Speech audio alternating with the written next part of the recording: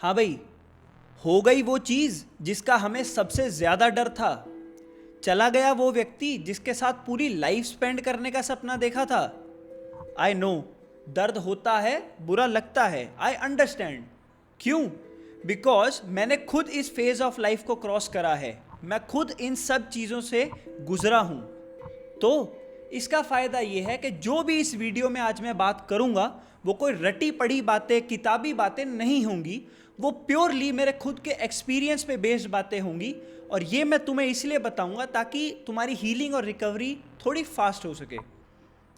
वो randomly midnight में घबराहट से नींद खुल जाना, बार बार इंस्टाग्राम या व्हाट्सएप पर उसी की चैट स्क्रॉल करते रहना, चेक करते रहना, बार बार अपने ही दिमाग में इवेंट्स को ट्रेस बैक करते रहना, एनालाइज करते रहना कि मैंने कहाँ गलती कर दी, क्या ऐसा हो गया, कहीं ऐसा हिंट उसने दिया हो जो मैंने ना पकड़ा हो। ये सब अभी के लिए नॉर्मल है, बट लॉन्ग रन में ये हमें ही डैमेज कर रहा है। हमें ये जल्दी से जल्दी समझना होगा। इस टाइम पर हर व्यक्ति के दिमाग में दो चीज़ें चल रही होती हैं।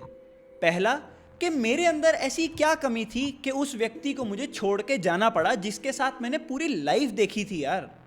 और दूसरी चीज़, कहीं उस व्यक्ति के पास तो कोई ऐसा रीज़न नहीं था जो उसने मुझे छोड़ दिया। यानी कहीं उसे कोई मेरे से बेटर तो नहीं मिल गया, या कहीं उसे कोई ऐसी बात तो नहीं बता दी किसी ने जो शायद कोई मिसकंसेप्शन हो। और मैं ये कहूँगा कि ये दोनों ही चीज़ें तुम्हें वो सोल्यूशन या तुम्हें वो सेटिस्फैक्शन कभी दे ही नहीं सकती। तो इनके ऊपर सोचना तो सबसे पहले कम कर दो। बंद मैं नहीं बोल रहा हूँ क्योंकि बंद होगा भी नहीं, तो कम कर दो। सबसे पहले एक पॉइंट मैं तुम्हें क्लियर कर देता हूँ कि किसी से भी तुम अगर ये चीज़ अपनी पेन, अपना एग्नी डिस्कस करोगे तो वो ये बोल सकता है कि pain is in your mind. तो नहीं भाई, मैं तुम्हें क्लियर कर देता हूँ कि जो पेन तुम सफ़र कर रहे हो ये एक्चुअल में एक फिजिकल पेन है। ये कोई हेलुसिनेशन या सपना नहीं है। इसको एक लॉजिकल चीज़ से समझते हैं। जब आप किसी व्यक्ति के साथ ऐसे अटैच होते हो तो आपके दिमाग में कुछ हार्मोन्स रिलीज होते हैं, जैसे कि ऑक्सीटोसिन और डोपामीन, अटैचमेंट के लिए। तभी ऐसा आप फील करते हो कि जब वो व्यक्ति आपके आसपास होता है तो आपको टाइम का पता ही नहीं चलता। आपको 2 घंटे 3 घंटे आप उसके साथ कॉल पे थे, आपको रियलाइज ही नहीं होता और आप मन में सोचते हो यार इसके साथ होता हूँ तो बड़ा अच्छा लगता है, टाइम बहुत तेज निकल जाता है, पता नहीं चलता। क्यों? क्योंकि दिमाग में एक सर्टन हार्मोन्स रिलीज कर रहे हैं। तो इसका लेमैन लैंग्वेज में क्या मतलब हुआ कि आपकी बॉडी भी एक सर्टेन तरीके से बिहेव करती है जब आप उस व्यक्ति के आसपास या उस व्यक्ति के साथ कॉल पर होते हो। तो मतलब आपकी बॉडी में चेंजेस उसके अकॉर्डिंग हो रहे हैं, करेक्ट? तो अब जब वो व्यक्ति चला गया तो अब आपकी बॉडी एक स्टेट ऑफ शॉक में जाती है। क्यों? बिकॉज जो हाईनेस, जो इंजॉयमेंट आपकी बॉडी पहले फील कर रही थी अब वो फील नहीं कर रही। अब वहाँ एक गैप नज़र आ रहा है। तो आपकी बॉडी को शॉक लगता है कि अरे ये क्या हुआ, अब उतना हाई फील क्यों नहीं हो रहा, अब उतने हैप्पीनेस महसूस क्यों नहीं हो रही है। ये वो कॉज ऑफ पेन है जिसकी बात मैं कर रहा हूं कि वो फिजिकल पेन है, वो कोई सपना नहीं है। सबसे पहले इस बात को समझो। एक ऐसा व्यक्ति जो आपकी लाइफ में प्रायोरिटी लिस्ट में सबसे ऊपर रहता है और अब जब वो चला गया है तो आपकी लाइफ में और आपके दिमाग में एक खालीपन, एक ब्लैंकनेस ही क्रिएट होने लगती है, जो बहुत एक तंगी वाली स्टेट है। इस स्टेट को मैं कहता हूं द वॉइड। ये स्टेट आते ही 2 टाइप के इंसान हमारे सामने आने लगते हैं। पहला टाइप का व्यक्ति जो कि वॉइड को एंटर करता है, वो सफरिंग को फेस करता है और बाहर निकल जाता है। इतना आसान है नहीं जितना मैंने बोल दिया। बट दूसरे टाइप के व्यक्ति जो एक्सटर्नल डिस्ट्रैक्शंस का सहारा लेते हैं इस वॉइड को अवॉइड करने के लिए। गौर करना, वॉइड को अवॉइड करने के लिए। अवॉइड होता नहीं है, इन्हें लगता है कि ये अवॉइड कर लेंगे। पहले इन दूसरे टाइप वाले लोगों की बात कर लेते हैं।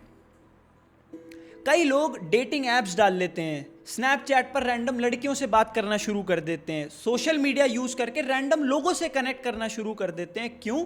ताकि उन्हें वो खालीपन महसूस ना हो। उन्हें लगता है कि अगर वो इस चीज़ पर चले जाएंगे तो उन्हें वो वॉइड महसूस नहीं होगा।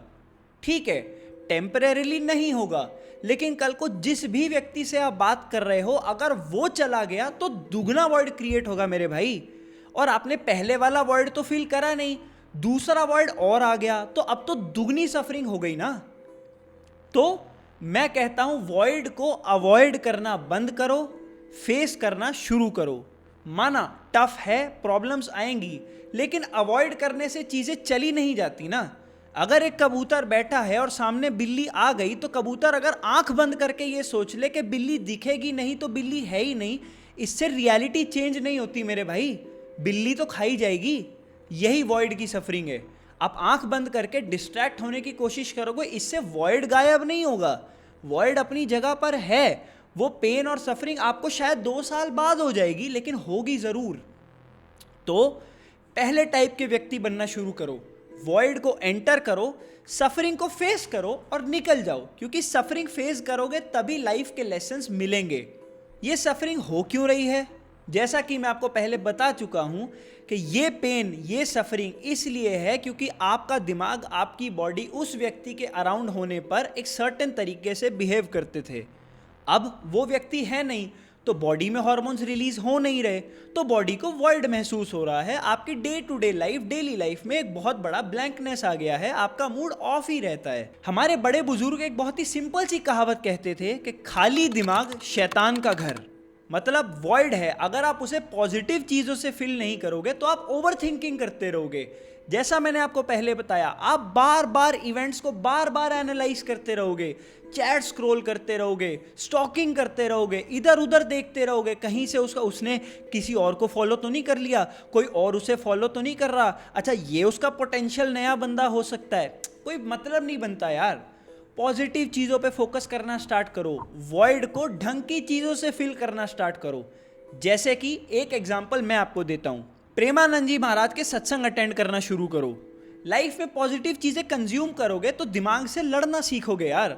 दिमाग जब ओवर थिंकिंग और पास्ट चीज़ों पे जाएगा, आप उसे रोकना शुरू कर पाओगे कि क्या फ़ायदा, जो हो गया सो हो गया, उसको बार बार ट्रेस बैक करके हम इवेंट्स तो नहीं चेंज कर सकते ना। तो पॉजिटिव चेंजेस लाना शुरू करोगे तो खुद से ही लड़ना सीख जाओगे और वॉइड को ओवरकम करना आसान हो जाएगा। अब दूसरी बात कर लेते हैं, थोड़ा सा, ज़्यादा नहीं कहूँगा बट थोड़ा सा भगवत गीता पढ़ना शुरू करो। चीज़ों को, लाइफ को एक मीनिंग की तरह देखना शुरू करो।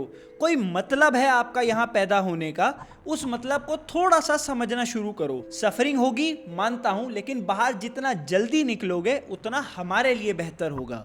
हमारे सनातन कल्चर में इस चीज़ को आसक्ति कहते हैं। आसक्ति कितना सेल्फ एक्सप्लेनेटरी वर्ड है। आसक्ति मीन्स कि वो फीलिंग आपके दिमाग में किसी के भी प्रति आ तो सकती है पर इजीली जा नहीं सकती। और आसक्ति की एक छोटी सी कैरेक्टरिस्टिक होती है कि आसक्ति को आप ख़त्म नहीं कर सकते, आसक्ति को मोड़ सकते हो।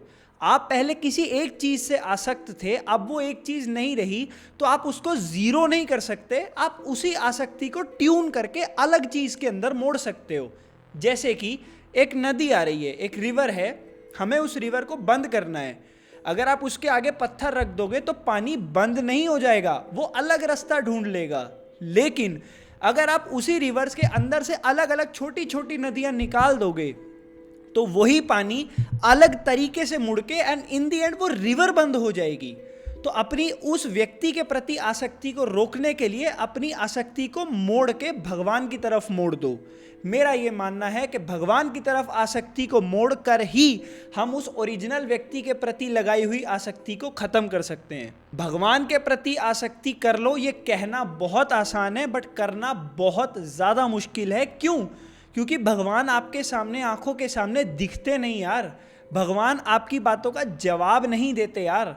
लेकिन मैं तुम्हें आश्वासन देता हूं, मैंने भगवत गीता थोड़ी बहुत ही पढ़ी है और मैं ये कह सकता हूं कि भगवान दिखते हैं। अभी हम उतने कॉम्पिटेंट नहीं हैं कि हम भगवान को देख सकें, और केवल भगवान ही ऐसी एंटिटी हैं इस पूरी दुनिया में जो तुम्हें रेसिप्रोकेट करके उतना ही लव दे सकते हैं जितना तुम उन्हें दे रहे हो।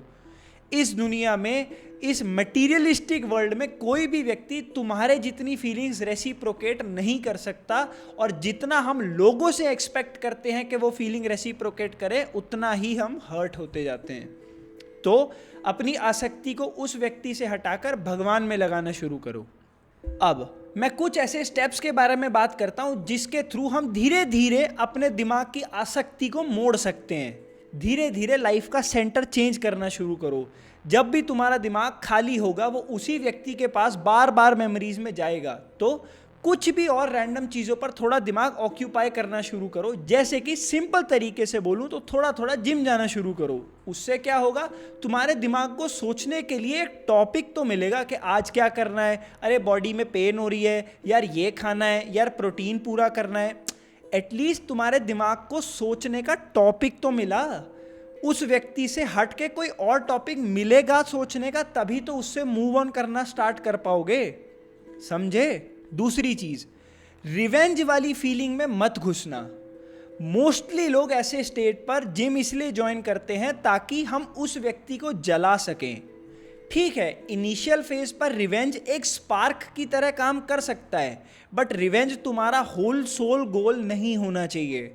रिवेंज तुम्हारा reason of going to the gym नहीं होना चाहिए। रिवेंज तुम्हारा रीजन ऑफ डूइंग एनीथिंग नहीं होना चाहिए।